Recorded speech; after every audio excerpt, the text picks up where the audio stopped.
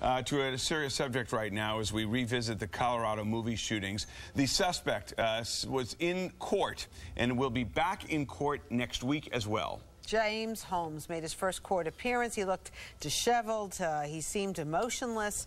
Was this intentional? We decided we were going to bring in somebody who studies body language. She is an expert in this field. Tonya Reiman, nice to have you back on Good Day New York. Thank you.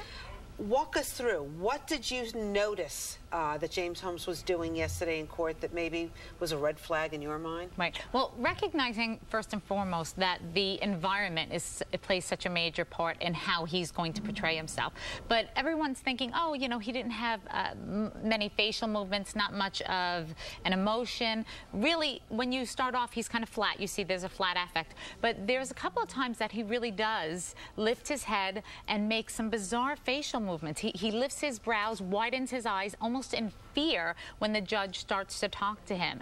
And then after that, what you notice is he looks down and the eyebrows go up and you could see the whites around his entire eye. And again, that, you know, is fear.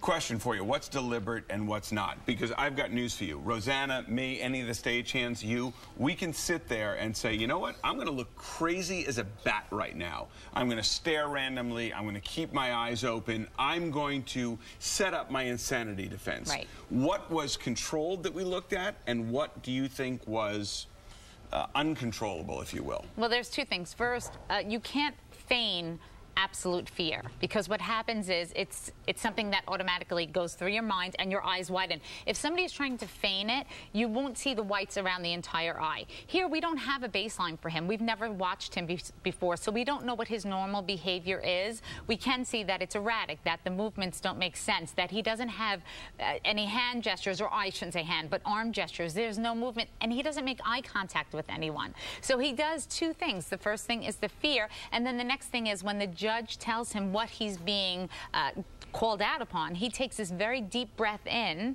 which is kind of like needing to oxygenate himself, to calm himself down, and that's when he really looks down and the eyes go really wide. Tonya, what do you think about the hair?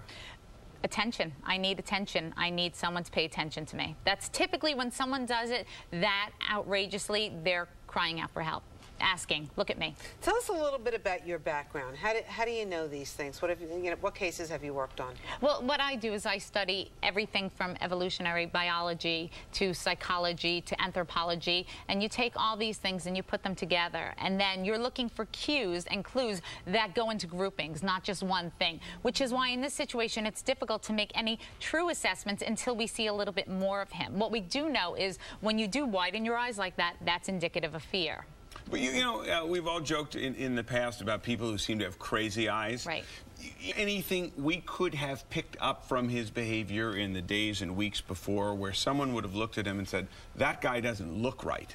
Well, you know, anyone who knew him before, if they start noticing changes in his pattern, does he become more introverted? Does he change the way he speaks to people? Does he stop? People like you testifying at this trial, if he's... Yeah, there are jury consultants who will be involved and discuss, you know, what they think is going on in the case, sure. And you've worked on various court cases before? I don't do jury consultations, no. Okay.